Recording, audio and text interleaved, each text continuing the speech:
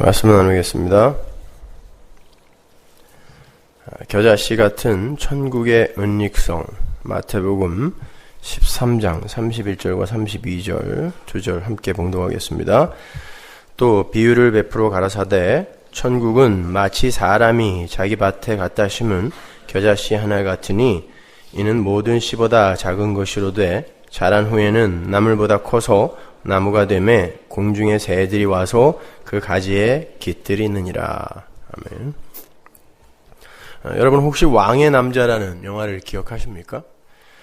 이준익 감독에 의해서 2005년에 만들어진 그 영화는 대종상 시상식에서 무려 10개의 부분을 수상한 수작입니다. 연산군과 장녹수로 대표되는 왕궁의 그 권세와 왕의 세계죠. 또 장생과 공길이라는 광대가 모형하고 있는 광대의 세계를 극명하게 대조를 시켜서 보는 이들에게 과연 어떤 세계가 진짜 승리의 세계인가를 묻는 그런 영화입니다.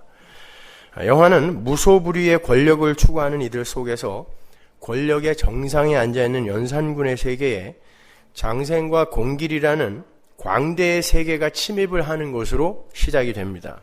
그런데 세상 왕의 세계가 자유로운 광대의 세계와 만나게 되자 그 왕의 세계의 실체가 하나하나 폭로가 됩니다. 아주 재밌습니다. 광대들은 마치 신들린 사람들처럼 왕의 세계를 해학으로 풍자하며 왕궁의 실체를 폭로시켜요. 그렇게 폭로당한 이 세상 권세자들은 그 자리에서 피비린내 나는 살육을 저지르면서 맞다, 내가 바로 그런 존재다 라고 확인 도장을 찍습니다. 그래서 광대들이 놀이판을 벌일 때마다 대살육이 일어나죠. 광대의 세계에 의해 폭로당한 그 왕의 세계는 그 화려한 겉모습과는 달리 처절하고 측은하며 어둡고 교활한 세계였어요. 극 중간에 울다 지쳐 잠이 든 연산군의 얼굴을 측은한 눈으로 바라보다가 그 왕의 얼굴에 눈물을 닦아주는 광대, 공길의 모습이 나오는데요. 왕의 세계의 초라한 실체가 광대의 세계에 의해 들키는 장면입니다. 그럼에도 결국 광대의 세계는 왕의 세계로부터 눈알을 뽑히죠. 장님이 됩니다. 그런데 영화의 마지막 즈음에 눈을 잃은 광대들이 이런 대화를 합니다. 클라이막스예요. 정말 감동적이에요. 너는 다시 태어나면 뭐로 태어나고 싶으냐? 양반? 그러니까 아니 그래요. 그러면 왕이 되고 싶으냐? 그러니까 미쳤냐?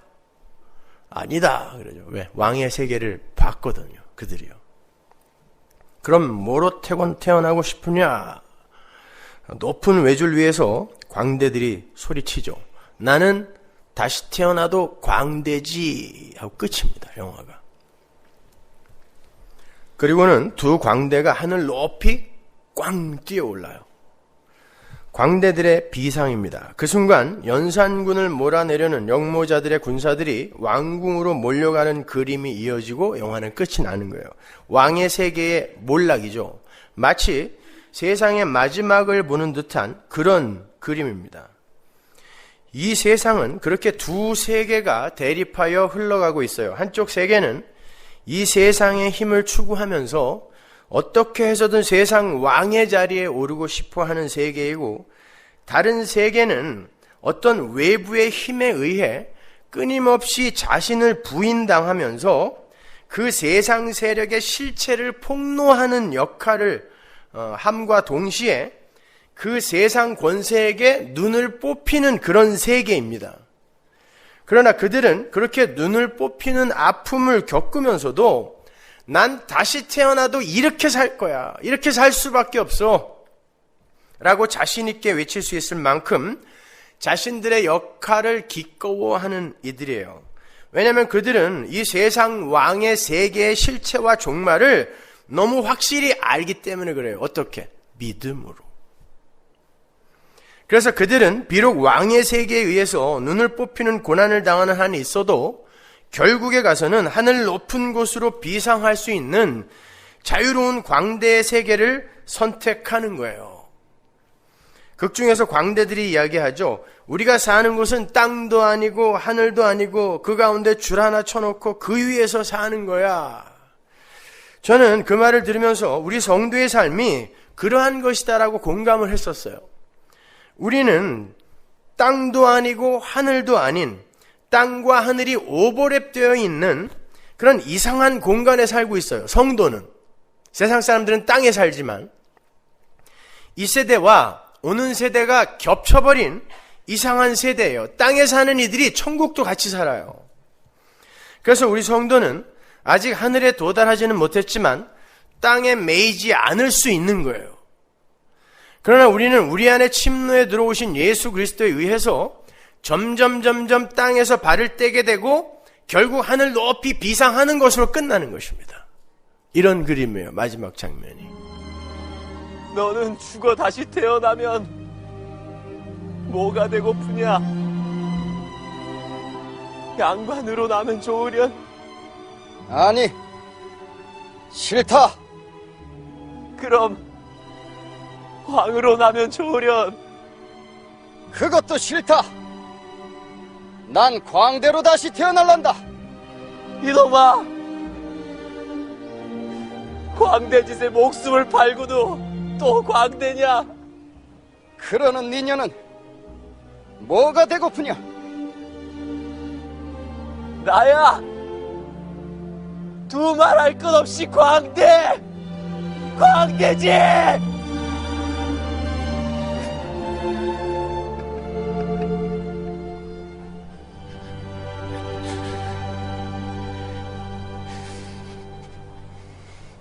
그래, 징한 놈이 이 세상 한판 신나게 놀다 가면 그뿐. 광대로 다시 만나 제대로 한번 맞춰보자.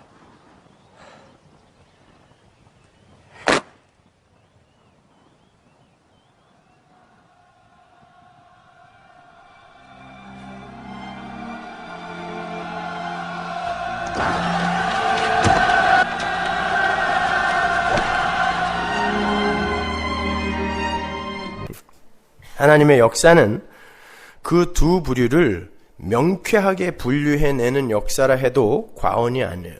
하나님은 창세기 때부터 항상 인류를 둘로 구분해 내시는 작업을 하셨어요. 한쪽은 하나님의 은혜를 입은 자들이고 다른 한쪽은 하나님의 은혜에서 제외된 사람들이에요. 그런데 특이한 것은 하나님의 은혜를 입은 쪽이 항상 하나님의 은혜에서 제외된 자들에게 당한다는 것입니다. 그리고 그러한 양쪽 진영의 싸움에서 가해자로 분류가 되는 자들이 항상 심판을 받아요. 가장 먼저 가인이라는 힘의 세계와 아벨이라는 은혜의 세계를 나누죠. 창세기에 처음으로 돌아가는 거예요. 왕의 세계, 즉 힘의 세계는 자신의 행위를 자랑스럽게 여기면서 그 자신의 행위가 인정을 받지 못하고 업신여김을 당할 때 사람을 죽일 수 있을 만큼 잔인해져요. 왜냐하면 힘의 세계 속에서의 주인공은 언제나 나 자신이기 때문에 그래요. 그래서 나의 행위가 부인이 되면 그 상대방을 죽이는 것입니다. 나의 제사를 인정하지 않는 자는 누구도 용서할 수 없다는 거예요. 그런데 하나님이 자신의 제사, 즉 자신의 선한 행위를 인정해 주지 않으세요. 하지만 자신은 그 하나님보다 힘이 약합니다. 그러면 이 분노를 어떻게 해결을 해야 돼요? 그 분노를 발산할 다른 대상을 찾아요. 그런데 마침 자신의 제사를 초라하게 만드는 약자가 곁에서 발견됩니다. 동생 아벨이에요. 가인이 생각하기에 하나님은 아무런 이유도 없이 아벨의 제사는 받으시고 자신의 제사는 받지 않으셨어요. 그렇게 아벨에 의해서 가인이 악인으로 폭로가 되고 있었던 거란 말입니다. 광대들에 의해 왕가의 비리가 드러나는 것처럼 가인은 힘을 추구하고 자신의 행위를 자랑하며 무사람들의 인정을 받기 위해 사는 삶이 옳은 삶인 줄 알았어요. 그게 왕의 세계거든요. 그래서 그렇게 살았고 하나님께도 멋진 제사를 정성스럽게 올렸어요. 그런데 자신의 제사가 기각이 되고 동생 아벨의 제사만 하나님께 인정을 받아요. 그러자 그의 열심과 정성의 실체가 살인이라는 극악한 모습으로 폭로가 되는 거예요. 가인의 모든 열심은 결국 자기의 영광을 위한 것이었음이 밝혀진 거죠. 아벨은 그렇게 가인의 정체를 폭로하고 죽어버려요. 그러나 그는 그렇게 천국의 1호 시민이 되는 거예요. 모든 천국 백성은 이렇게 간다를 보여주는 거예요. 그 아벨의 라인으로 노아라는 인물이 등장하죠. 성경은 그 노아의 이름 앞에도 은혜라는 수식어를 붙이는 것을 잊지 않습니다. 창세기 6장 4절 볼까요? 당시에 땅에 네피림이 있었고 거인입니다. 그 후에도 하나님의 아들들이 사람의 딸들을 취하여 자식을 낳았으니 그들이 용사라 고대의 유명한 사람이었더라. 여호와께서 사람의 죄악이 세상의 관영함과 그 마음의 생각의 모든 계획이 항상 악할 뿐임을 보시고 땅 위에 사람 지으셨으면 한탄하사 마음에 근심하시고 가라사대 나의 창조한 사람을 내가 지면에서 쓸어버리되 사람으로부터 육축과 기는 것과 공중의 새까지 그리하리니 이는 내가 그것을 지었으면 한탄함이니라 하시니라. 그러나 노아는 여호와께 뭘 입었어요? 은혜를 입었더라. 은혜라는 단어가 여기 처음 나오는데 보세요. 뭐와 뭐가 이렇게 대조가 되고 있죠? 4절 보시면 네피림이 있었고 하나님의 아들들이 나와요. 그 하나님의 아들들은 천사 아닙니다. 이 세상에서 당시 고대 시대 때는 이 세상의 왕들을 하나님의 아들들이라 칭했죠. 그러니까 이 세상의 힘을 추구하며 그 힘을 소유하고 살고 있는 이 세상 권세 잡은 자들을 이야기하는 거예요. 왕들, 왕의 세계. 그 하나님의 아들들이 사람의 딸들 취하여 자식을 낳았더니 뭐가 됐어요? 네피림, 용사, 유명한 자가 됐어요. 이거 다 우리가 되고 싶어 하는 거 아닙니까? 이게 왕의 세계라니까요. 네피림, 거인, 남들보다 강한 자, 용사, 유명한 자, 다 우리가 추구하는 거고 자식들에게도 요구하는 거 아닙니까? 그런데 바로 그 밑에 여호와께서 사람의 죄악이 관영함을 보고라고 이야기를 해요. 그게 죄라는 거예요. 하나님 앞에서 네피림 되고 거인 되고 유명한 자 되고 용사 되는 게 이게 죄라는 거예요. 나는 그걸 쓸어버리겠다는 거예요. 그리고 그 대척점에 누구를 등장시키냐면 하나님의 은혜를 받은 노아라는 연약한 이를 등장시키는 거예요. 이렇게 둘로 늘 갈라져요. 그런데 이 노아라는 연약한 자는 온 세상 네피림, 거인, 유명한 자, 용사들로 가득 찬 세상에게 120년 동안 조롱과 멸시와 천대만 받아요. 업신여김만 받아요.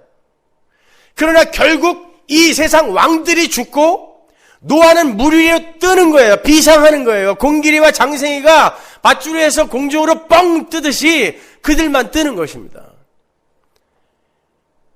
세상은 이렇게 두 부류로 나누어져 있어요. 자, 그렇게 자신들의 선악 구조에 의해서 선악을 판단하고 가치와 무가치를 판단하는 세상 왕의 세계는 자기 주변에서 약함이라는 것이 감지가 되면 그 약함을 공격해서 자신의 위상을 세우는 데 사용해요. 아닌데요. 힘이 있으면서도 늘 이렇게 보호해주고 감싸주고 하는 이들이 있는데요. 아니요. 그가 정말 궁지에 몰려보세요. 남자들이 평소에 잘해주다 술만 처먹으면 패는 게 그래서 그러는 거예요. 약자가 강자에게 약자가 감지가 되면 항상 폭력이 유발돼요. 그 힘의 원리가 지배하는 세상이에요. 자, 힘의 세계 속에서의 강함은 그렇게 약함을 감지하면 항상 폭력을 유발하는데요. 그런데 인간이란 존재가 얼마나 교활한지 그 왕의 세계 속의 인간들은 착한 일, 선한 일이라는 것으로도 상대방을 지배하려 해요. 그것조차도 힘으로 써요. 인간들은요. 그걸 악이라고 해요. 그런 착한 일을 악이라고 한단 말입니다. 내가 착한 일을 더 많이 하고 내가 종교적 열심을 더 많이 부리고 있고 내가 더 헌신을 하여 하나님을 돕고 있다는 그 자기 만족과 평판을 챙겨서 자신이 다른 사람들보다 더 나은 자라는 걸 인정받고 싶어 해요. 힘을 쌓아서 왕이 되고 싶어 하는 인간들의 착함과 선함, 지혜로움, 그것 자체가 인간들의 힘이에요. 그러나 그러한 의도의 착함과 연산군이 장생의 누나를 뽑은 것과 조금도 다르지 않습니다. 거기에 대한 아주 확실한 예가 노아와 노아의 두 아들의 에피소드예요. 하나님은 노아를 에덴 동산에서의 벌거벗은 아담의 모습으로 두 아들 앞에 제시를 하죠. 하나님이 그렇게 하신 거예요. 나중에 보면 노아가 이거 어떻게 된 일이지? 뭐 이런 망설임도 없이 벌떡 두 아들이 짝 둘로 분류가 되자 벌떡 일어나서 심판하고 축복한다고요. 노아의 자작극처럼 보인단 말입니다. 하나님이 제시해 놓은 거예요. 교회에게 뭔가를 가르쳐주기 위해서. 그렇게 노아는 벌거벗은 아담의 모습으로 두 아들 앞에 이렇게 제시가 되는데, 그때 선악과를 따먹은 죄인으로서의 아담의 모습으로 함이라는 아들이 등장하죠. 함은 벌거벗은 아버지의 모습을 보자마자 자신의 선악 구조에 의해서 판단을 합니다. 벌거벗었네? 부끄러운 거네? 라고 판단을 합니다. 지혜로움이에요. 세상의 관점으로 봤을 때는. 근데 하나님의 은혜를 입은 자의 모형으로 등장하는 셈이라는 아들은 그 어떤 판단도 유보한 채 아버지의 부끄러움을 그냥 가려버려요. 그랬더니 벌거벗은 노아가 기다렸다는 듯이 벌떡 일어나서 그 둘에게 축복과 저주를 선언해버려요. 마치 열처녀에 비유해서 그 신랑이 어느 순간 다섯 처녀가 기름이 준비되지 않았다는 것을 기름을 준비하지 않았다는 것이 들춰지자마자 갑자기 들이닥쳐서 5명만 끌어당기고 문 닫아버리는 거예요. 그거와 똑같은 그림인 것입니다. 하나님은 그렇게 자신의 선악 구조에 의해서 선과 악을 판단하며 스스로의 목표 지점에 도달하려고 하는 세상 왕들의 세계와 선과 악의 모든 판단을 하나님께 의뢰하며 그분께 순종한 자로 살게 되는 은혜의 세계를 양분하는 식으로, 그런 형국으로 이 역사를 경륜해 가시는 거예요. 그래서 이쪽 사람들 심판하고 이쪽 사람들 천국으로 끌고 들어가시는 거예요. 그런데 함의 후예들인 애굽에 셈의 후예들인 이스라엘이 노예가 되어서 들어가는 형국으로 진행이 된단 말입니다. 애굽은 함의 후예들이에요. 저주받은 함의 후예들, 선악과 따먹은 아담의 후예들이란 말입니다. 근데 이스라엘이, 은혜를 입은 이스라엘이 그들의 나라의 종으로 들어간다니까요. 그러나 결국 그것이 어떻게 결론이 나냐면 애굽, 함의 후손인 애굽이 이스라엘에 의해 박살이 나는 거예요. 장자가 다 죽었다는 건 끝났다는 뜻이에요. 그게 장자는 남자의 대표고 남자는 가정의 대표이기 때문에 전체가 끝났다는 상징이에요. 그리고 함의 아들 누구? 가나안이 이 이스라엘, 은혜 받은 이스라엘에 의해서 정복당하는 거예요. 그게 성도의 삶이란 말입니다. 그러나 이 세상 속에서는 그들이 노예로 산다니까요. 종으로 살아요. 바로 그 노아처럼 2000년 전 예루살렘 골고다에서 벌거벗겨져서 세상에 던져진 분이 계세요. 노아처럼. 거기서 이 세상이 함과 셈처럼 둘로 딱 갈라집니다. 그때 이 세상의 힘을 추구하는 세상 왕의 세계는 그분의 벌거벗음을 약함, 패배, 악, 저주로 판단했어요. 메시아가 뭐 저러냐? 저런 자가 어떻게 우리에게 다윗 왕국의 회복을 선사하겠나? 죽여라! 함의 세계입니다. 약함을 못 보는 거예요. 약함이 감지되자마자 폭력을 행사하는 거예요. 죽여라! 그게 마귀의 세계예요. 그러나 그 중에 은혜를 입은 무리들이 있었으니 그들이 바로 교회인 거예요. 오직 교회만이 그분의 십자가를 패배로, 약함으로, 저주로 판단하지 않고 그 벌거벗은 예수의 십자가에서 연약함과 추악함을 덮으시는 하나님의 은혜와 긍휼의 풍성함을 발견하는 거예요. 그게 나였거든요. 그걸 덮으신 거구나를 발견하는 거예요. 근데 예수님의 벌거벗음과 예수님의 십자가가 절대 실패와 저주가 아니라는 것을 아는 이들이 바로 그 벌거벗음과 십자가로 초대를 받아요. 또 나를 따르려는 자는 자기를 부인하고 자기 십자가를 지고 쫓아야 된다 그러잖아요. 바로 그 자리로 그대로 초청을 받는 거예요. 그렇게 성도는 세상에게 붙들려서 빨가벗겨지고 십자가에 매달려 눈알을 뽑히는 그러한 십자가의 삶으로 해서 세상의 죄를 폭로시키는 거예요. 아벨이 존재함으로 가인이 악한 자로 폭로가 되었듯이 여러분은 세상에게 당함으로 말미암아 세상이 얼마나 악한지, 왜 하나님은 이 세상을 심판할 수밖에 없는지를 드러내는 거예요. 이렇게 이 세상 왕의 세계는 자신의 강함과 자신의 왕됨 그리고 자신의 신됨을 추구하며 스스로의 판단과 스스로의 의지와 노력으로 그 추구점을 향해서 일로 매진하면서 살아요. 그래서 그들은 강해 보여요. 언제나 승자같이 보입니다. 성경이 그걸 세상 왕의 세계, 세상 나라라고 부르고요. 그 세상 나라의 모형으로 함의 후예들이 만든 애굽과 바벨론, 아수르 등을 등장시켜서 당신의 백성들을 그곳에서 뽑아내는 것을 구원으로 설명하고 계시는 거예요. 그러니까 여러분은 이 세상에서 대장 되는 게 아니라 여기에서 지금 뽑혀 나가야 되는 거예요. 완전 이방인으로. 그러나 결국 성도가 나와야 하는 애굽이나 바벨론 등은요, 에덴에서 쫓겨난 인간들이 열심히 구축해온 나라는 나라의 모형인 거예요. 애굽과 바벨론, 아수르는 나입니다. 나. 그 나라는 내 안에 있어요. 내 안에서 자아숭배교에 빠져 살고 있는 나를 하나님이 밖으로 끌어내시는 거예요. 그리고 나를 죽이는 거예요. 옛사람을 죽여버리는 거예요. 그걸 구원이라고 합니다, 여러분. 따라서 성도는 옛자아인 나에게서 탈출하는 것을 목적으로 하여 인생을 살게 되는 거예요. 하나님의 힘을 이용해서 나를 구축하는 게 아니라. 근데 맨 나를 도와달라고 하고 있잖아요, 지금. 하나님 거기서 나오라는데 날 도와달라 그래요. 그 나를 더 구축하기 위해서, 좀 더 견고하게 구축하기 위해서 하나님의 힘을 요구하고 있는 거예요. 이건 마귀의 종교입니다. 그건 기독교가 아니라.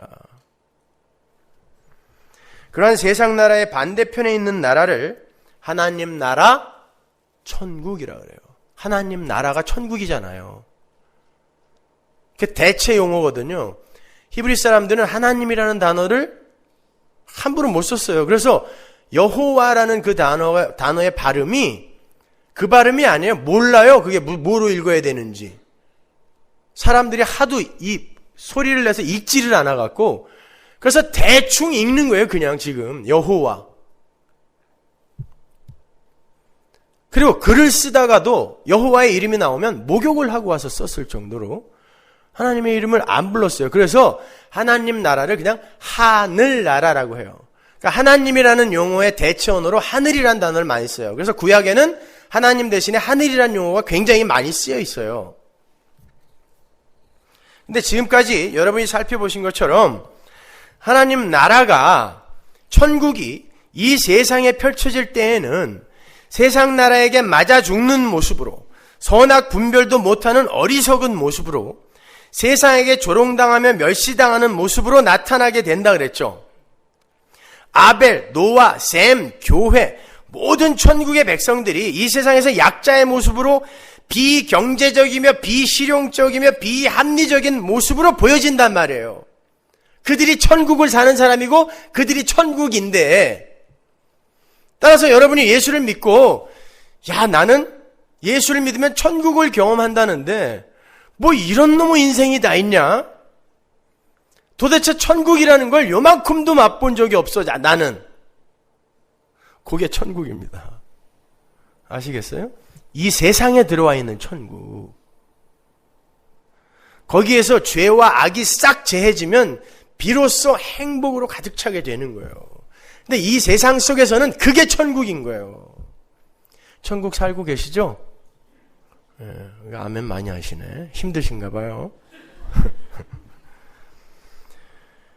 자, 그 하나님 나라의 왕이신 예수님이 이 땅에 오셔서 이 땅에서 천국을 사는 천국 백성의 모습을 분명하게 보여주셨는데 그 결국이 뭐였어요?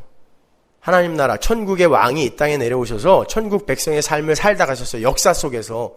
결국이 뭐였어요? 어떻게 끝났죠? 십자가에서 맞아 죽었지 않습니까? 그러면 왕이 그렇게 죽었으면 그 나라 백성의 삶은 어떻겠냔 말이에요. 똑같은 거예요. 결국 세상에게 맞아 죽는 것이 천국 백성의 삶인 거예요. 그런데 그게 승리래요. 하나님이. 그게 승리래요. 왜냐하면 자신의 왕됨을 추구하며 살던 육이 죽어야 하나님의 왕되심을 인정하며 사는 영으로 다시 살기 때문에 그래요. 바로 그 모형으로 예수님의 육신이 십자가에서 죽는 거예요. 왜? 우리의 죄가 되셔서 죽은 거니까. 육신이 돼서. 예수님이 그 육신 속에 우리의 죄를 다 담은 거니까. 그죠? 그걸 죽이는 거예요. 그리고는 부활의 몸으로 다시 사는 거예요. 그렇게 하여 우리는 이 세상 나라에서 아들의 나라로 옮겨지는 거예요. 골로새서 1장 13절. 따라서 구원받은 성도는 계속해서 조금씩 죽어가다가 육신의 죽음과 함께 완전히 죽고 그 육신이 젖어 살던 세상 나라의 삶의 원리와 완전히 반대되는 원리로 살게 되는 하나님 나라의 몸으로 다시 살게 되는 거예요. 그게 구원의 완성 지점인 거예요. 그러니까 이 세상에서 뭐 해야 돼요, 여러분은? 계속 털리고 비워지고 해체당하며 죽는 겁니다. 그게 신앙생활이에요. 그럼 잘못 왔네 하시는 분들은 빨리 달마사로 가세요. 거기선 살려줍니다. 인간은 신이야 살려줘요. 살고 싶으신 분은 거기로 가세요. 그러나 마지막에 죽습니다. 그렇게 천국은 이 세상 나라를 침공해 들어와요. 그리고는 이 세상 나라를 박살내어 점령하는 거예요. 이스라엘이 가나안을 야금야금 먹어서 결국엔 다 점령해버린 것처럼 천국이 우리를, 이 세상 나를 침공해 들어오면 그 천국이 나를 조금씩 점령하여 결국은 다 먹어버리는 게 신앙생활이란 말입니다. 그러니까 천국에 의해 여러분은 점령당해야 되는 거지. 여러분의 나라를 구축하기 위해 천국을 이용하는 게 아니라니까요. 이 나라를 여기서도 구축하고 나중에 죽어서도 여기를 가겠다라는 착각을 버리세요. 여기에게, 이 천국에게 내 나라가 점령당하지 않으면 여러분은 천국에 못 들어갑니다. 마태복음 11장 12절 보세요. 세례 요한의 때부터 지금까지 천국은 침노를 당하나니 침노하는 자는 빼앗느니라. 한글 개역 성경에는 마치 천국이 침노를 당하는 것처럼 번역이 되어 있는데 여러분 천국이 어떻게 침노를 당합니까? 여기 쓰인 비아제타이라는 동사는요, 수동태의 모습으로 능동태를 표현하는 헬라어의 디포넌트 동사라 그랬죠? 라틴어와 헬라어에만 있는 이태 동사라는 거예요. 따라서 그 어구를 정확하게 번역을 하면 세례 요한 때부터 천국이 세상 나라를 침노하여 빼앗는다는 뜻이에요. 그리고 그것들이 천국의 것이 된다는 뜻이에요. 엄밀히 말해 천국은 예수님에 의해 이 땅에 들어왔습니다만 그 침노에 들어오는 하나님 나라의 길을 미리 예비한 자가 세례 요한이기 때문에 예수님이 세례 요한 때부터라고 이야기한 거예요. 세례 요한이 회개하라 천국이 가까웠다를 처음 이야기한 사람이거든요. 그래서 세례 요한 때부터인 거예요. 천국이 이 세상 나라, 즉 애국과 바벨론을 침공하여 그들을 그곳에서 빼내올 때 그 세상 나라는 풍지박산이 나야 되는 거예요. 전쟁이 일어난 거니까. 다른 말로 나라는 세상 나라가 하나님 나라의 침공을 받게 되면 육신의 나라가 조금씩 점령을 당하면서 나라는 나라 속에 갇혀있던 새 생명이 밖으로 드러나게 되고 결국 육으로서의 나는 천국의 침공을 당해서 멸절되어 가게 되는 거예요. 마태복음 12장 28절 보세요. 그러나 내가 하나님의 성령을 힘입어 귀신을 쫓아내는 것이면 하나님의 나라가 천국이 이미 너희에게 임했대요. 어떤 때에 천국이 임하는 거라 그래요? 귀신이 조금씩 나가면. 근데 귀신이 뭐 하는 존재예요? 네가 왕이야. 너도 하나님처럼 살 수 있어. 이게 귀신이잖아요. 에덴 동산의 뱀, 귀신.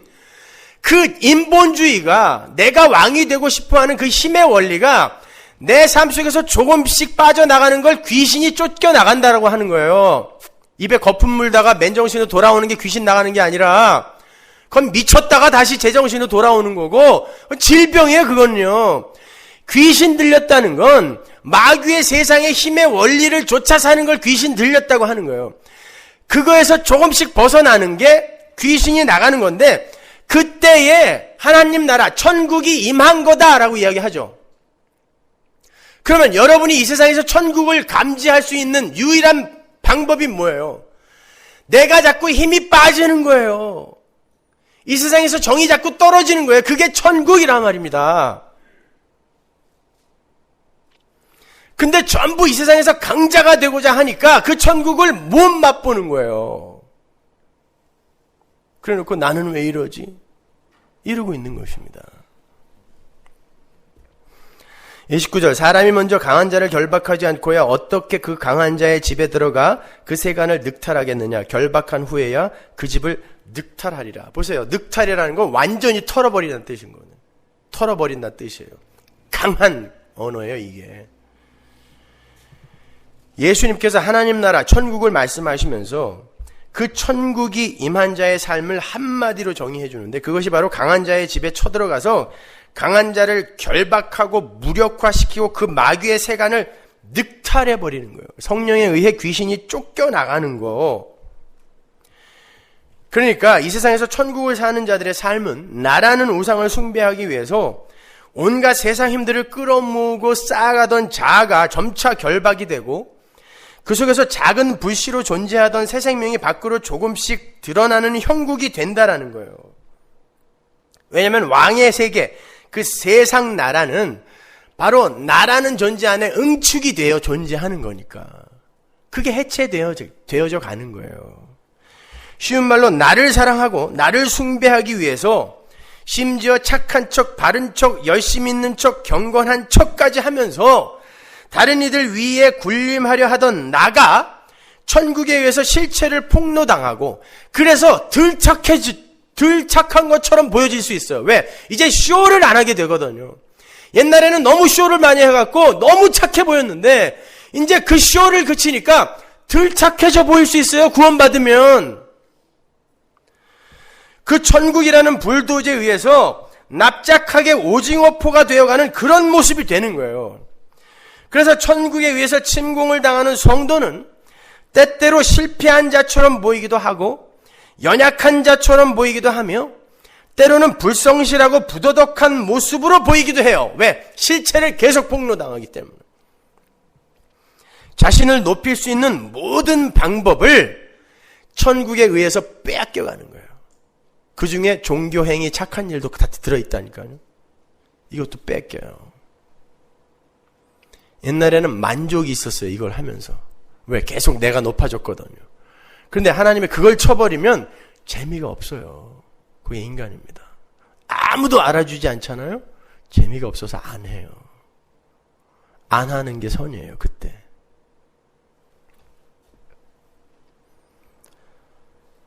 자, 그렇게 천국에 의해 성도는 침공을 당하면서 이 세상에서 연약한 자로 보이게 되는데 그것을 보고 그것을 경험하면서 성도는 자칫 잘못하면 실족하게 돼요. 그게 시편 73편입니다. 한번 볼까요? 2절 보세요. 나는 거의 실족할 뻔하였고 여기서 거의라는 말이 완전히 실족했다는 거예요.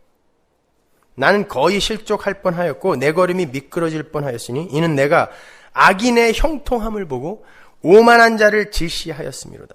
질투가 날 만큼 잘 살더라는 거예요. 악인이 강하게.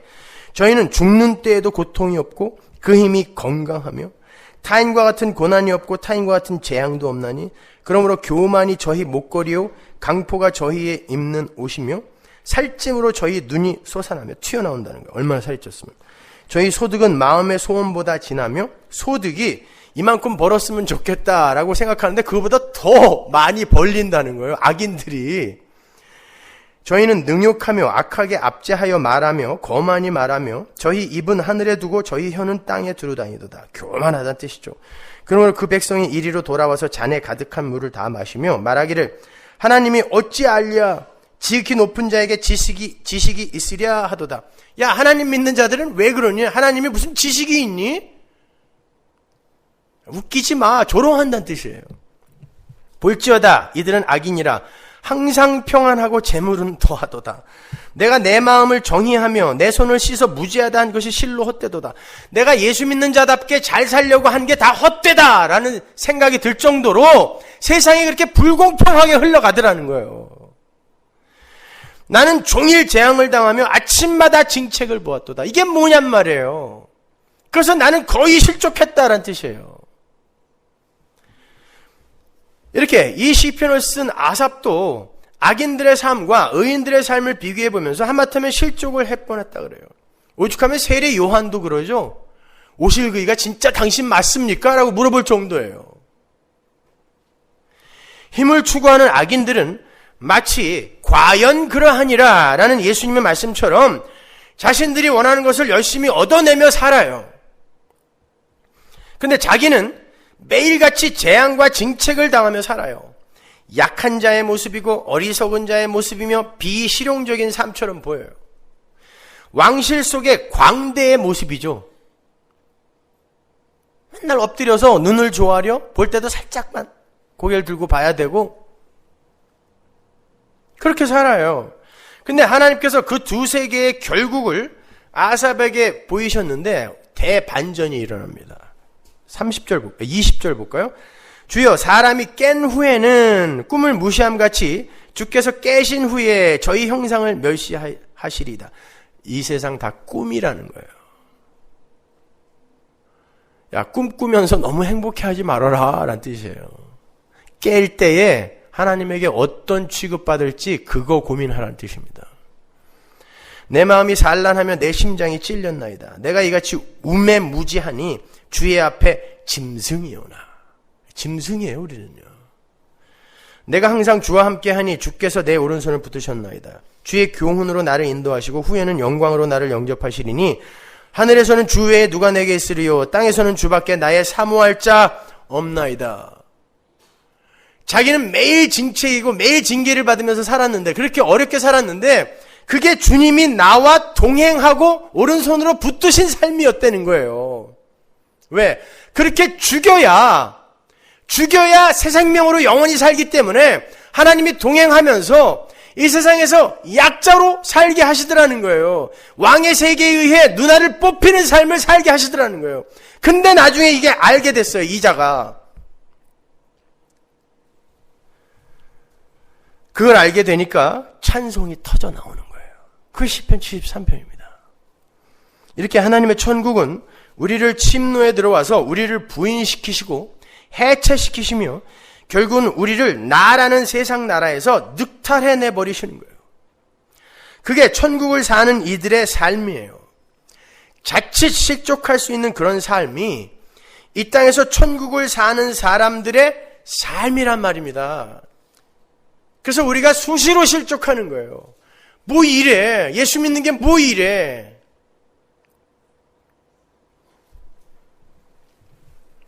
바로 그 이야기에 붙어 있는 게 오늘 우리가 함께 읽은 겨자씨 비유인 거예요. 겨자씨의 비유가 어떻게 시작됩니까? 천국은으로 시작되잖아요. 하나님 나라는 이라고 시작되는 거예요.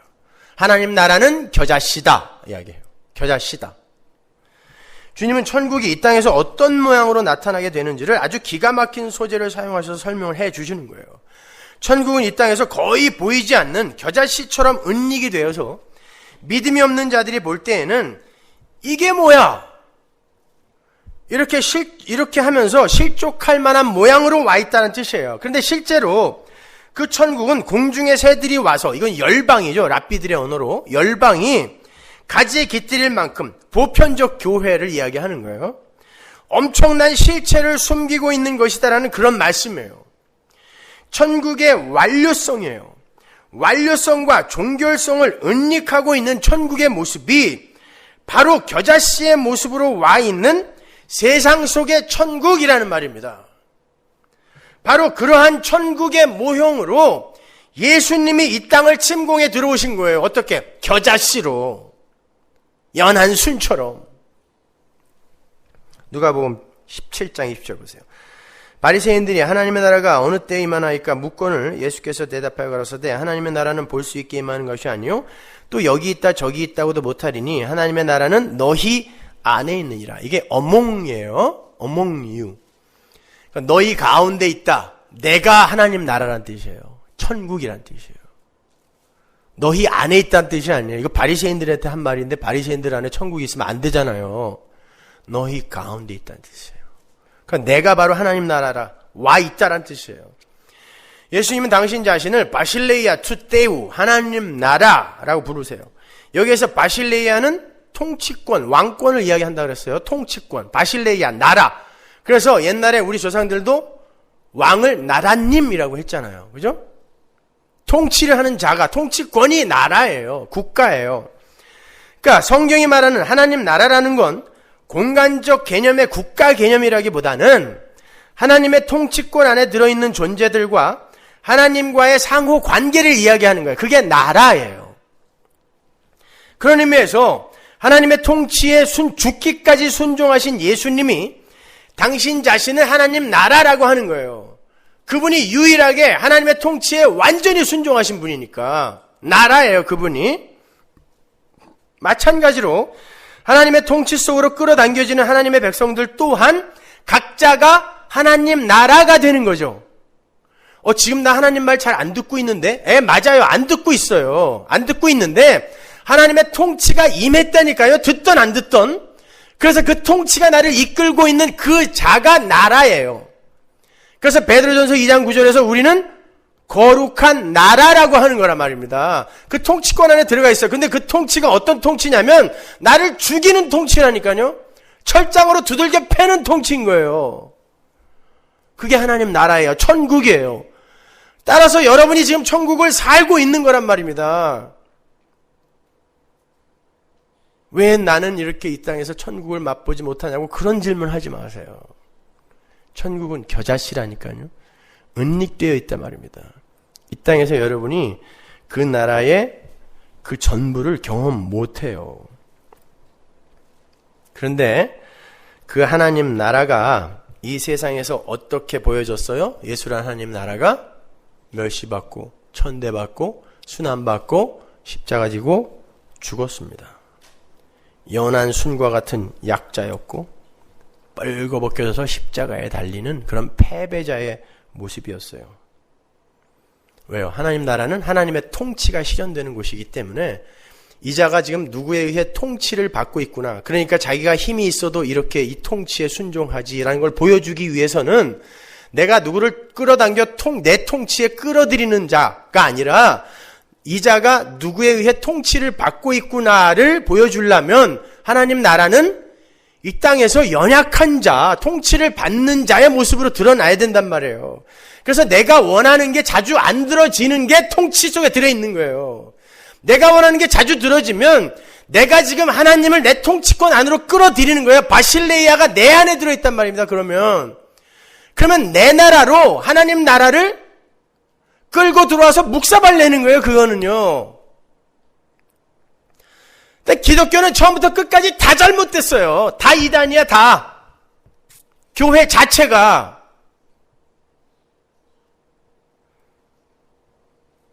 근데 멍하니 끌려가는 거예요. 자기에게 어떤 유익을 준다고 하니까 멍하니 끌려가는 거예요.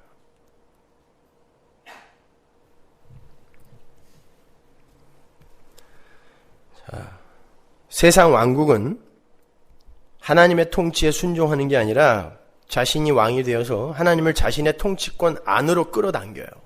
내가 나의 뜻대로 나를 통치하는 거예요. 나의 뜻대로. 그게 세상 왕국이에요. 그래서 자신의 소원과 비전과 야망을 성취하고 인기와 명성과 훌륭한 평판을 얻는 데 하나님을 이용한단 말입니다. 근데 참으로 교활한 건 교회 안에 숨어 들어온 세상 왕국의 모습이에요. 그들은 하나님을 철저하게 섬기는 듯 보여요. 그런데 결국은 나라는 왕국의 수호와 발전과 번영을 위해서 신앙의 행위와 신앙의 대상을 이용하고 있는 것일 뿐이에요. 기도도 열심히 하고 선교도 열심히 하고 봉사도 열심히 하고 헌금도 열심히 해요. 성경 공부도 열심히 하고 착한 일도 많이 하는데 결국 그 모든 일의 열매를 자기가 다 따먹어버려요. 나라는 존재의 성실함, 경건함, 착함, 부지런함, 똑똑함 등을 챙기는 용도로 신앙 행위와 하나님이 근사하게 이용이 되는 거예요. 그게 겨자씨입니까? 겨자 나무잖아요, 그거는요. 천국은 겨자씨라 그랬다니까요. 겨자 나무가 아니라. 겨자 나무는 영혼 속에 감춰있는 모습인 거예요. 근데 이 세상에서 겨자 나무처럼 살고 싶다고 하는 거예요.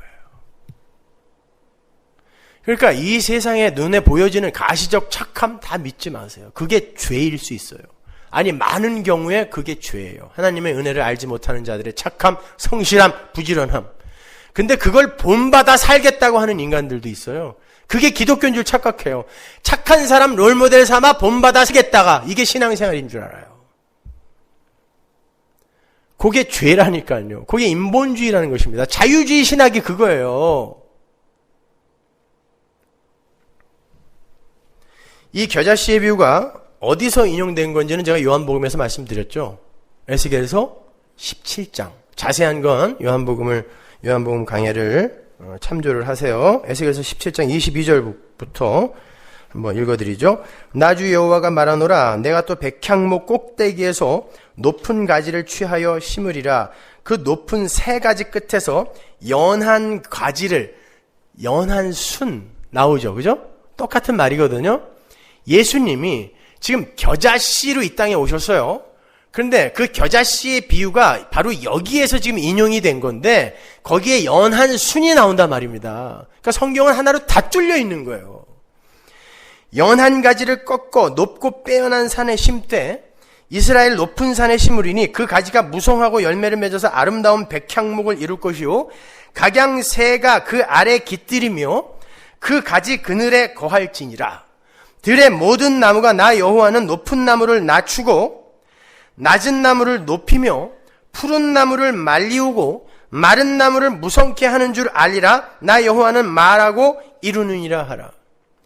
백향목이 되려고 하는 그런 자들의 나무는 다 찍어버리고 그 백향목 위에 연한 순 하나 꺾어다가 심어 그 겸손한 자리에서 성취가 되는 그 나라에 온갖 새가 깃들게 하겠다는 거예요. 그게 하나님 나라예요. 그래서 예수님이 연한 순으로 오시는 거예요. 로마의 황제로 안 오고. 그러니까 거기에서는 하나님의 영광만이, 하나님의 힘만이 드러나는 거예요. 연한 순에는 아무런 힘이 없어. 백향목에 비하면 이거는 세 발의 피도 안 되는데 거기에서 온갖 새들이 깃드는 백향목을 능가하는 어떤 대단한 것이 성취되더라는 것입니다. 하나님 나라는 그렇게 이루어지는 거예요. 우리 안에서 하나님 나라, 우리 안에 하나님 나라도 바로 그렇게 성취가 된단 말입니다. 그런 방법으로. 예수님께서 겨자씨의 비유에 인용하신 이 에스겔서 17장은 유대 왕 시드기야 이야기죠. 바벨론 왕 느부갓네살 왕이 유다를 점령하고 여호야긴을 제거한 후에 그 숙부인 시드기야를 유다 왕으로 책봉했는데 그 유다 왕 시드기야가 몰래 애굽으로 사신을 보내서 원군을 요청해서 그 상황을 모면하려 했어요. 아니 그게 뭐가 잘못이에요. 그러나 하나님은 당신의 백성에게 어떤 어려움을 주실 때 반드시 의미와 뜻을 두고 주신단 말이에요. 회개하라고 징계 주신 건데 그걸 자기들의 힘으로 어떻게 모면해 보겠다고 원군을 애굽에 청하러 간 거예요. 세상 왕의 세계에, 함의 나라에 원군을 청하러 간 거예요. 그건 안 된다는 뜻이에요. 니들 힘으로 이 세상의 힘을 쌓아 이 세상의 힘을 이용하여 거기서 벗어나려 노력하지 말라라는 거예요. 애써 착한 척하지 말라는 거예요. 잘난 척하지 말라는 거예요. 만족 챙기지 말라는 거예요. 거기에서 헌금 좀 해놓고 뻐기지 말라는 거예요. 차라리 그럴 거면 그냥 열심히 먹고 살이나 두룩두룩 쪄라. 그게 나아요. 그게 죄가 아니에요. 인간은 그렇게 악해요. 그런 것을 가지고도 자신의 영광과 인기를 챙기는 존재란 말입니다. 그거 하지 말라는 거예요. 그 시드기야의 이야기, 그걸 근거로 해서 바로 이 에스겔서 17장이 쓰여지는 거예요. 두 독수리와 포도나무의 이야기. 안 된다는 것입니다.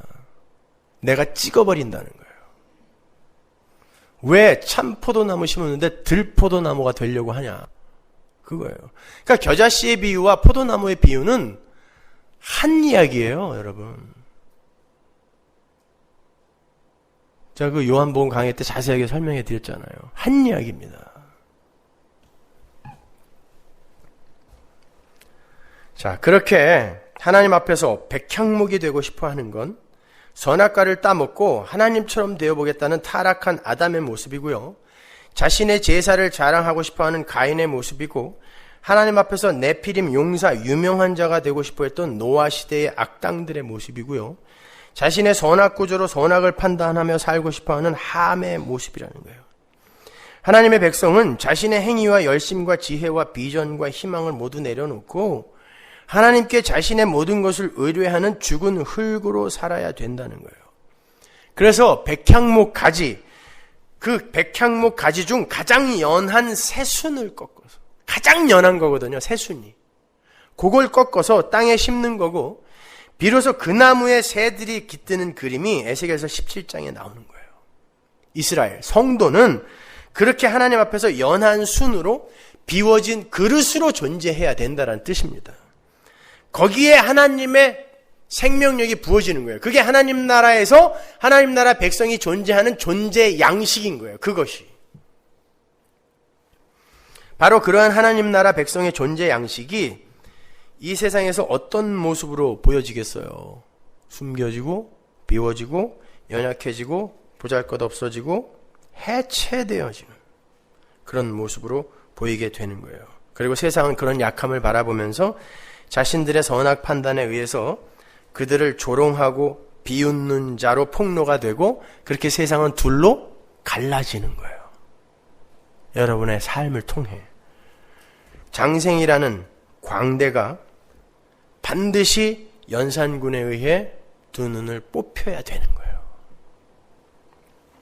그러나 그렇게 세상에게 두 눈을 뽑히는 장생이 하늘로 높이 비상하는 승리자인 거고, 그의 두 눈을 뽑은 이 세상의 왕들이 하나님의 심판의 칼날을 받게 되는 멸망받을 자들이라는 거예요.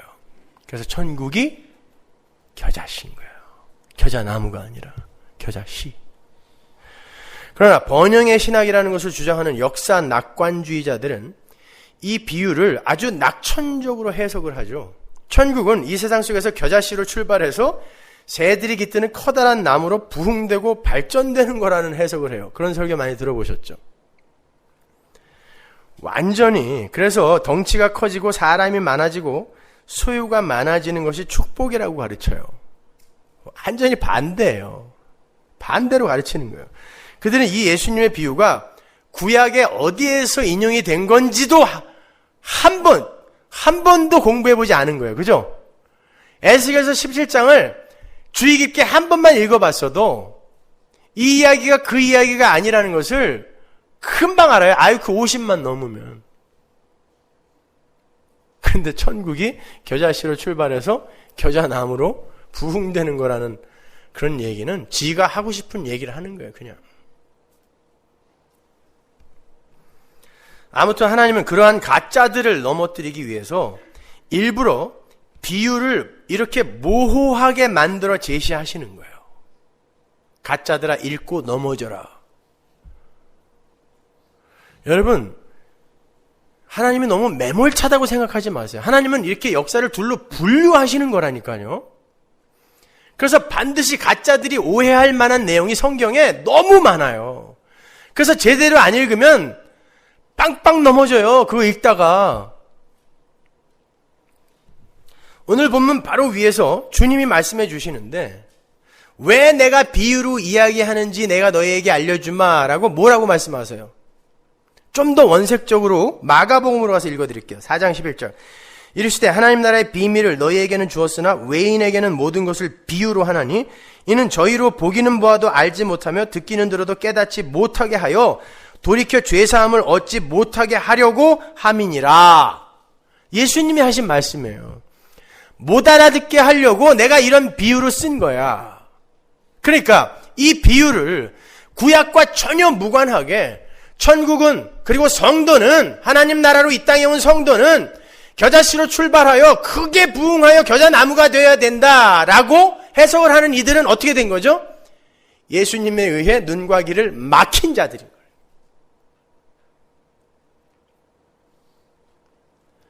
그래서 성경은 어려운 겁니다. 여러분, 우리에게, 인간에게 가청주파수라는 거 있죠. 가청주파수 아래 것도 못 듣고요, 위에 것도 못 들어요. 그래서 우리가 지구 돌아가는 소리를 못 듣는 거예요. 너무 소리가 커서. 소리가 없는 게 아니라 있습니다. 그만큼 인간은 유한한 존재예요. 여러분, 멧돼지들에게 호랑이 울음소리를 녹음해서 들려주잖아요. 사육하는 멧돼지. 멧돼지들이 호랑이를 한 번도 본 적이 없는데 그 자리에서 얼어버려요. 왠지 아세요? 호랑이의 울음속에는 20데시벨 밑에 우리가 못 듣는 그 소리가 들어있는데 멧돼지는 그걸 들어요. 인간은 멧돼지보다 못한 것들이에요. 그런데 그들이 하나님 나라의 비밀을 다 연구하여 알아들을 수 있다는 것은 언어도단입니다. 못 알아들어야 돼요. 근데 하나님 나라 백성만 알아들어요.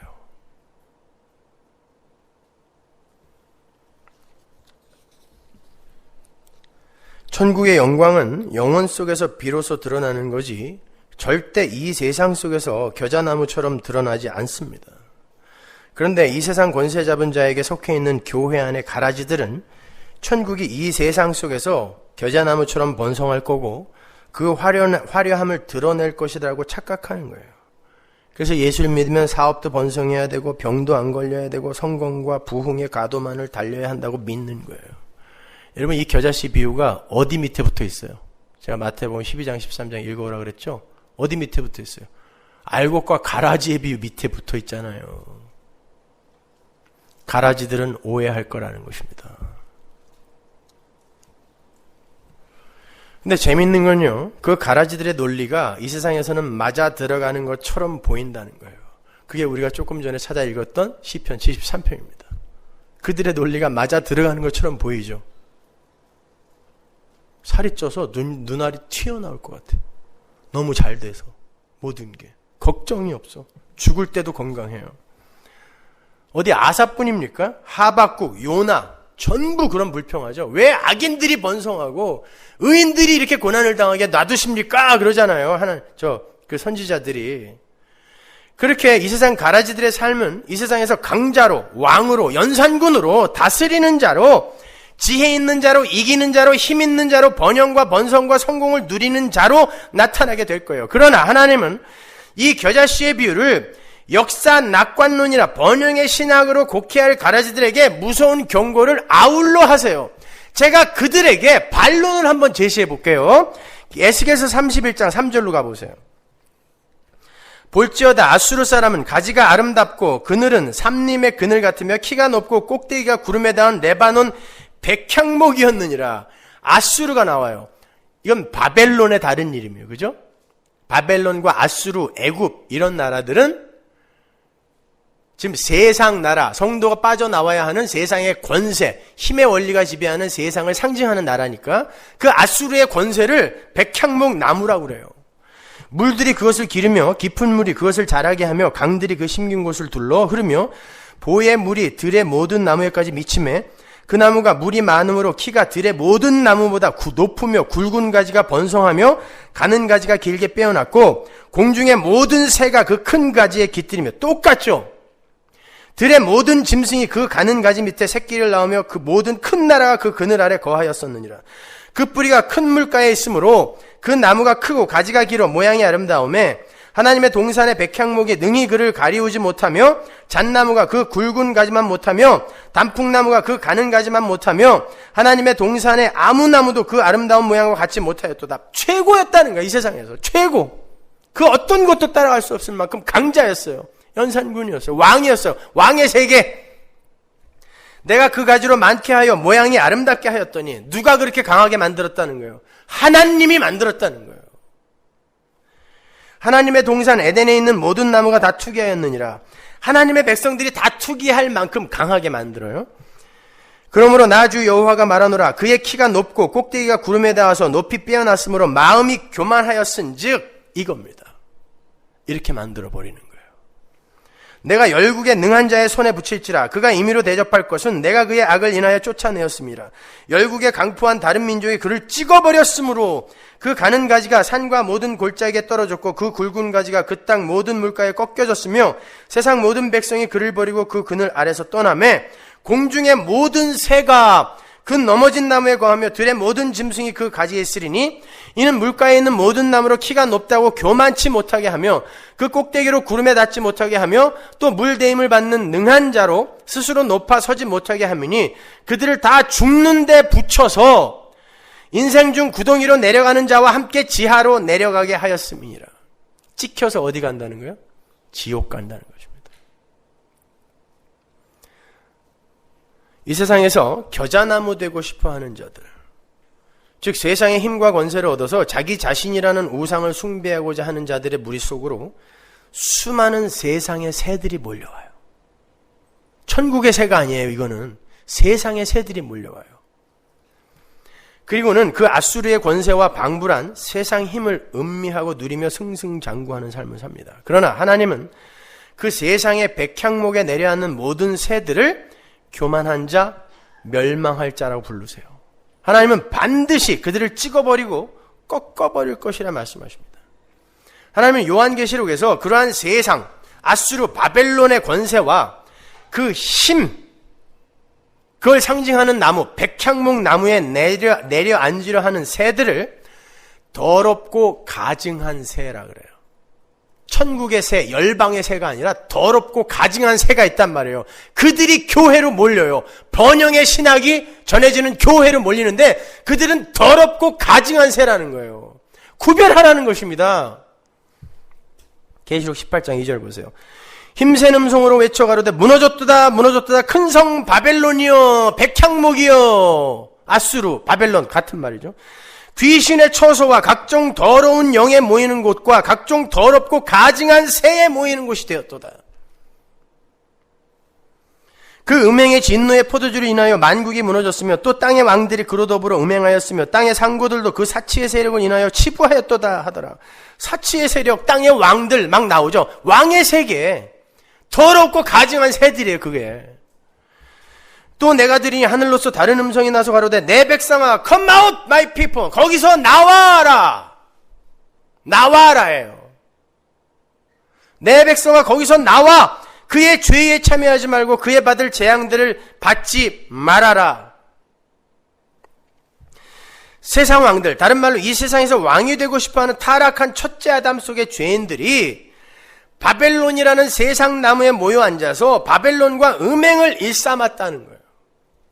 하나님은 그 바벨론을 사치의 세력이라고 부르시면서 내 백성아 거기서 나와라라고 외치세요.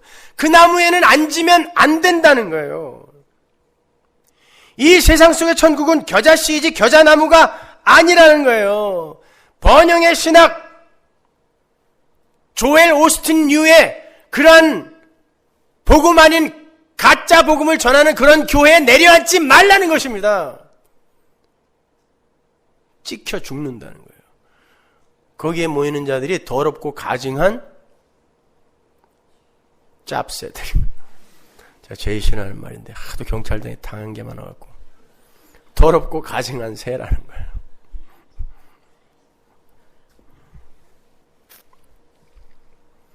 재밌는 건요, 그 바벨론이라는 세상 나무에서 어떤 것이 거래가 되는지 기술해 놓은 대목이에요. 계시록 18장 12절 보세요.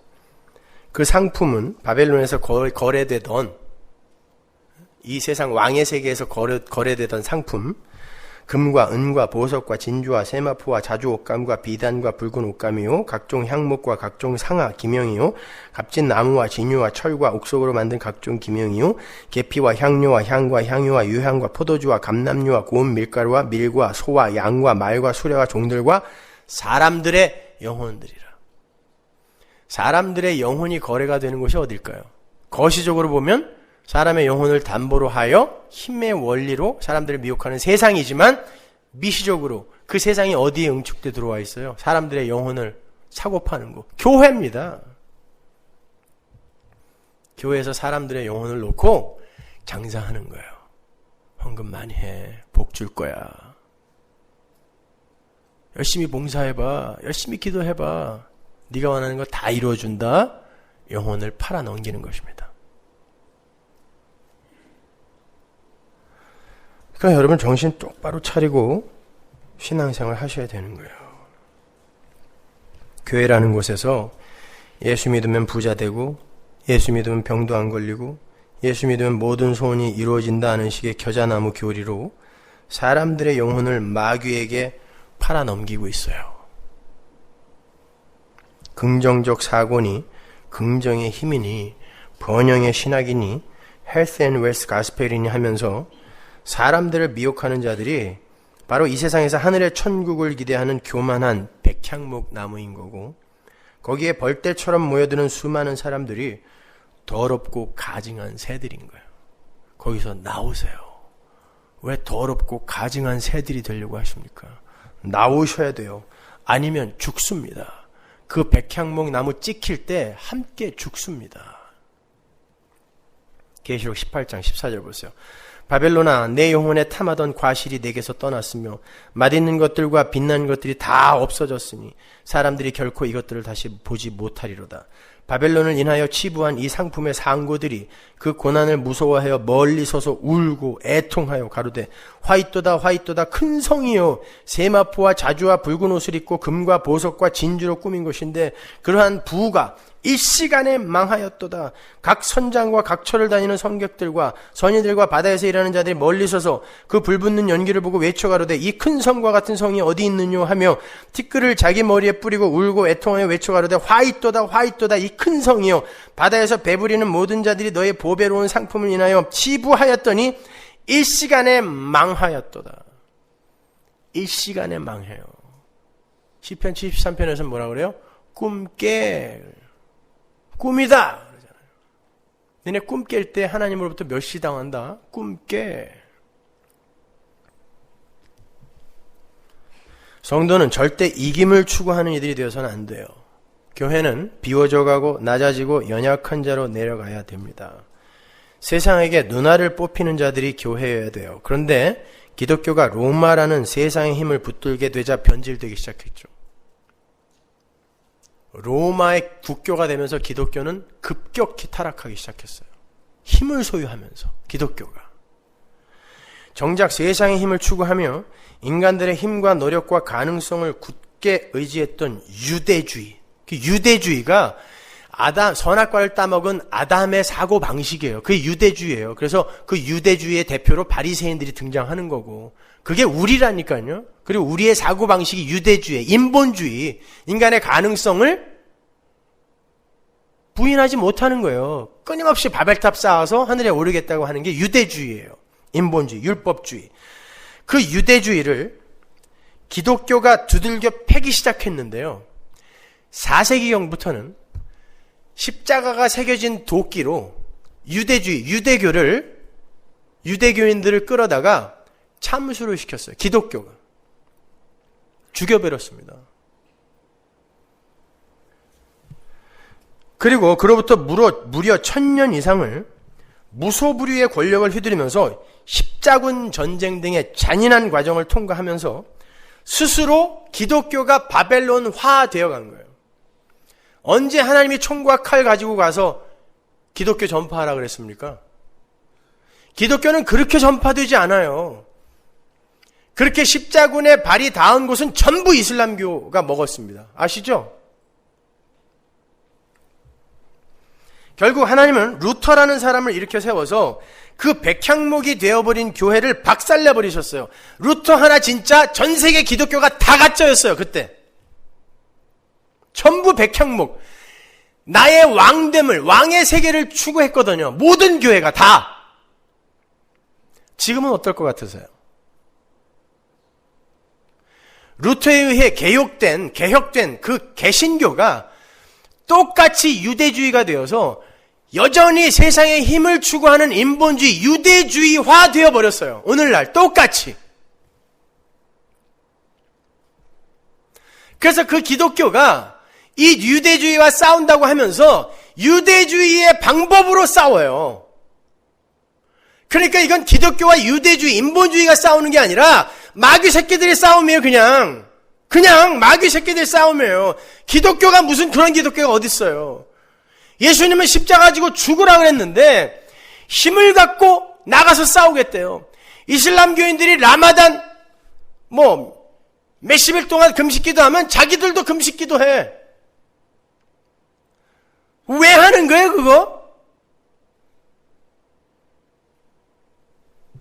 그거 굉장히 기특한 일인 걸로 생각하십니까, 여러분?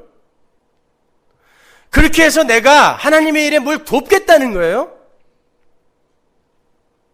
라마단 기간 동안은 마귀들이 더 활개쳐요? 평소에 잘하세요. 걔네들도 낮에만 굶고 밤에는 배 터지게 먹어서 체중이 훨씬 늘어난대요, 그 기간 동안에. 그런 것들을 뭘 대적을 합니까? 그런 것들을 뭘 대적해요? 숨어서 맨날 먹고 살만 뒤룩뒤룩 찌고 있는 그 사람들의 라마단을 뭘 대적해요? 쇼업들 하는 거예요. 나는 뭔가 하고 있다라는 걸 자꾸 드러내고 싶으니까. 기독교는 그렇게 유대주의화돼요. 바벨론화돼요. 힘으로 유대주의를 없는 게 아니에요. 여러분, 이 유대주의, 그 대표인 유대인들을 수백만 명씩 학살하고 그들의 씨를 이 세상에서 멸절시키려고 했던 게 누굽니까? 나치입니다. 나치가 어디서 발흥했어요? 종교개혁이 일어난 개신교의 본부, 독일 겁니다. 그때 당시에 독일의 모든 목사들이, 본회포 같은 사람도 있었지만 대부분의 목사들이 히틀러의 나치즘을 설교로 뒷받침해줬어요. 예수 죽인 유대인들 죽여라. 그 나치즘, 나치와 손을 잡고 2차 대전을 일으켜서 유대인들을 이렇게 학살한 주범이 또 하나 있어요. 파시즘, 파쇼 이탈리아입니다. 이탈리아는 뭐의 본부예요? 로맨 캐톨릭의 본부 아닙니까? 이탈리아, 로마. 세상은 그 둘을 기독교라 그래요. 기독교에 의해 유대주의가 공격을 당했는데 이 기독교라는 이 존재가 세상의 악마의 모습으로 비춰지더라는 것입니다. 홀로코스트니 뭐니 해서. 기독교는 그렇게 밟는 게 아니라니까요.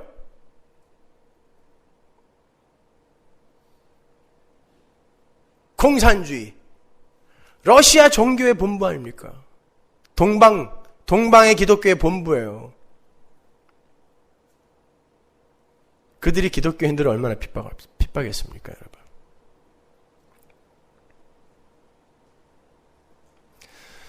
여러분, 기독교 힘의 원리를, 왕의 세계를 추구하는 기독교는 기독교가 아니에요. 그냥 악마의 종교일 뿐이에요.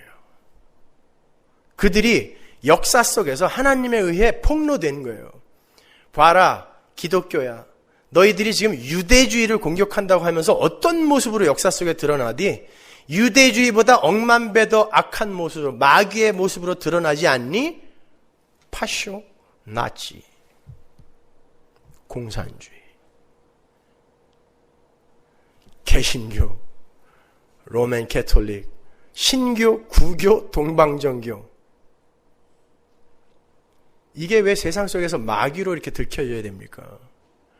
기독교는 힘을 추구해서는 안 돼요.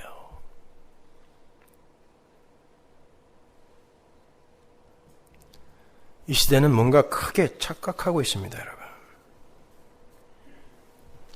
아무리 헤겔이 인간이 역사 속에서 배울 수 있는 건 인간은 역사 속에서 아무것도 배울 수 없는 존재라는 것이다라고 이야기했을까? 했을 망정. 정말 이렇게 아둔하게 가서야 되겠습니까?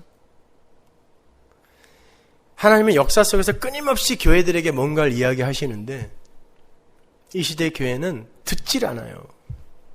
귀먹은 멧돼지처럼.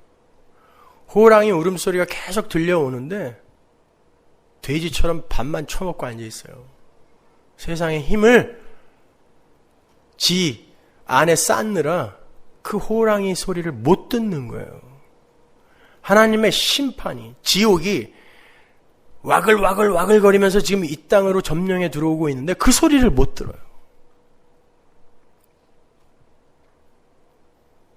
최근에 나온 공지영의 도간이라는 소설을 보면 거기 농아학교의 아이가 기차 오는 소리가 못 듣고 소리를 못 듣고 철길에 있다가 이렇게 죽는 장면이 나오는데 그런 거예요. 귀가 막혀서 기차가 오는데 레위리에 서갖고 돼지같이 밥만 먹고 앉아있는 거예요.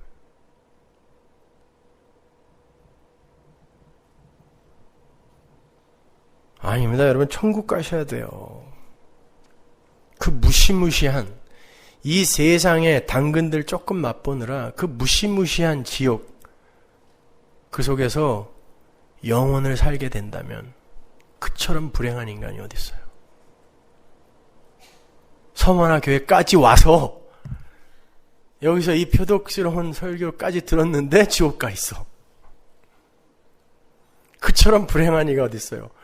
달콤하고 위로되는 말 해주는 교회가 천지인데 하필 여기 와서 매주 욕만 먹고 지옥까지 갔어. 웃을 일이 아닌데 참 웃음이 나네요. 세상이 너무 우매하여. 여러분 정신 차리세요. 기독교는 세상에서 부흥하고 번영하고 성공하고 착한 척하는 종교가 아닙니다. 세상은 여러분을 못 알아먹어야 맞아요. 성도는 세상에게 예수를 믿으면 저렇게 되는구나 라는 평가를 받는 게 아닙니다. 죄송하지만 겨자씨처럼 보여야 된다니까요. 성지순례 갔다 온 사람들 겨자씨 책받침에다 이렇게 코팅해서 갖고 온 거 있죠? 그게 제일 큰 겨자씨예요. 왜? 다른 겨자씨는 안 보이거든요. 근데 안 보이는 걸 코팅해서 주면서 여기 있다고 그러면 사기니까 제일 큰 걸 골라서 코팅해서 준 게 그건데 요만해요. 참깨 10분의 1도 안 돼. 근데 성도가 이 땅에서 무슨 영향력을 미쳐요? 안 보여야 된다는데. 볼까요? 요한일서 3장 1절 보세요. 보라 아버지께서 어떠한 사랑을 우리에게 주사 하나님의 자녀라 일컬음을 얻게 하셨는고 우리가 그러하도다. 그러므로 세상이 우리를 알지 못함은 몰라야 된단 말입니다. 건강한 교회, 건전한 교회 만들어서 세상의 모범이 되자. 그럼 세상이 그걸 보고 아니 삼성의 그 조직을 배우세요. 그러면 차라리 건강하게. 우리는 세상에 영향력 못 미쳐요. 세상이 못 알아본다니까요. 사랑하는 자들아 우리가 지금은 하나님의 자녀라 장래에 어떻게 될 것은 아직 나타나지 아니하였으나 겨자씨란 말이에요. 그가 나타내심이 되면 우리와 그가 같을 줄 아는 것은 그에 계신 그대로 볼 것을 인함이니. 천국은 예수님이 재림하실 때 그때 비로소 그 화려하고 위대한 정체를 드러낼 수 있어요. 그 전까지는 은닉되어 있어야 돼요.